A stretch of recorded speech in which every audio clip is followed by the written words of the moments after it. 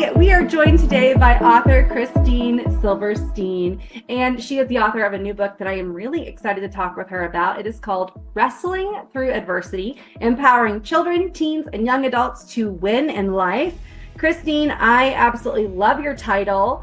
It tells us so much about the book, and I'm really excited to talk with you about your book today. So let's just do this. Let's kick this off by having you tell us a little bit about the book.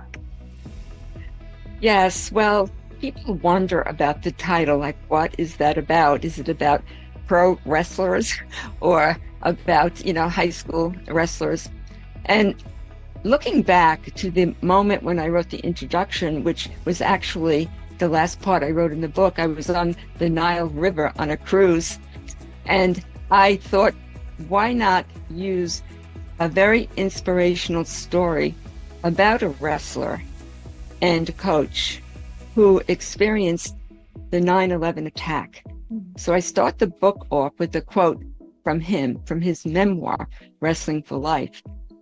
And looking back now, he was my inspiration for writing the book because I loved what he said.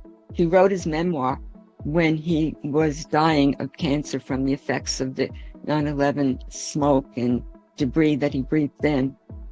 But he talked about how he worked at Merrill Lynch on that day, and he had just come out of the exercise room when the attack occurred. And so he had his sneakers on because he was in the gym.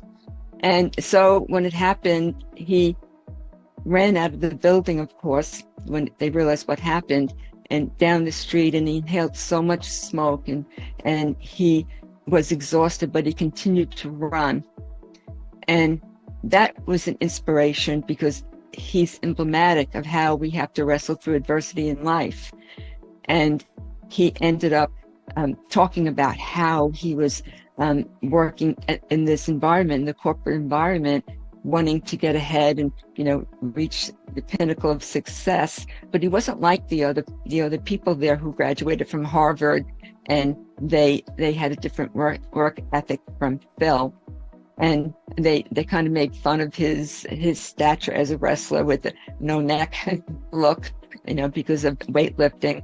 And so anyway, the thing was, he really was a nice person, and he's very good with analytics, and he wanted to say the truth about what he thought when he was called upon by the bosses and by the higher ups in the corporation. And so when I read his book, I thought he's emblematic of all of us in society and everyday people. He did become a coach before he passed away, and he had a twin brother, and he opened up a wrestling club.